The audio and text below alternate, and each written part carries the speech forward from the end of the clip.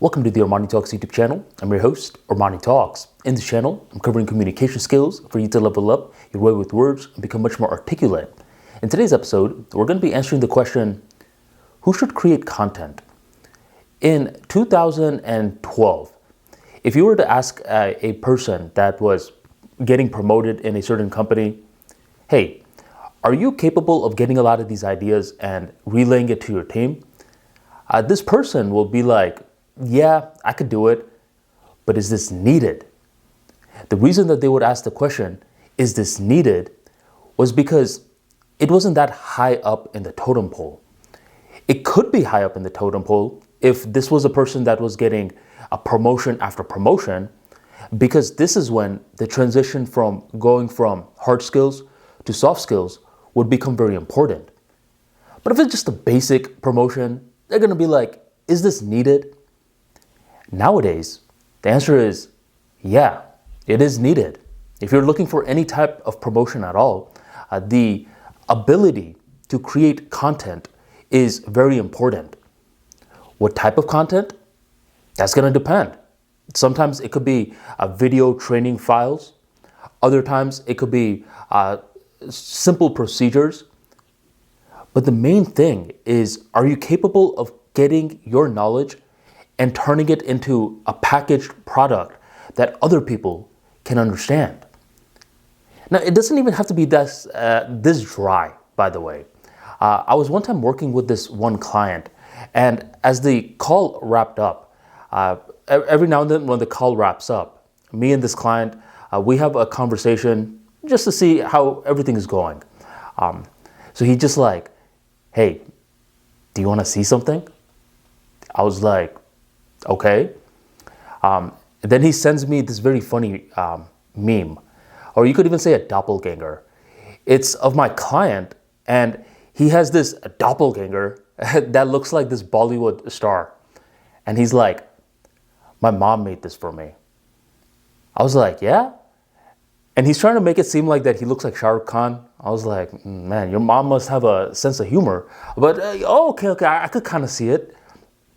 So I was just like, your mom made this. He's like, yeah, but she doesn't only make it for me. She actually makes it for a bunch of other people. She makes it for the other aunties. She makes it for the other aunties' kids. She's actually this very creative person that knows how to make these doppelgangers. And this mom, she too is creating content. So to answer the question, who should create content, is a very incorrect question. It's better to ask the question, who shouldn't create content? Now, this is one of those situations where it's like, I don't know. And the reason why you don't know is because a lot of these distribution technologies that we have are in its infantile stages. Did you ever meet someone that was very good in fashion? I know someone like that. But I always thought that it was wrong for me to talk about fashion. Like growing up, let's say in high school, and once you get to college, there's certain things that are considered the guy's thing to do. Like if you hang out with the other boys, you should be eating the wings with the bones in them. If you eat boneless wings, they call you a pussy. You can't be doing stuff like that. If you're going to drink anything, it has to be a beer, never wine, because wine are for pussies. Another thing is guys don't really care about what they look like. Fashion, it's for, you know what I'm about to say. So I was always like, man, I can't really get curious about fashion like that because I don't want to be, ostracized by my tribe. But my perspective on this began to flip one day. There was this guy that was very quiet. He would barely talk. I've probably heard him actually speak up in a party just once. And that's because someone asked him a question from across the room. Very quiet guy. But despite being quiet, at one point or another within any party, he was the center of attention. And you want to know why he was the center of attention? It's because he knew how to dress. Just the way that he dressed was, it was like a work of art.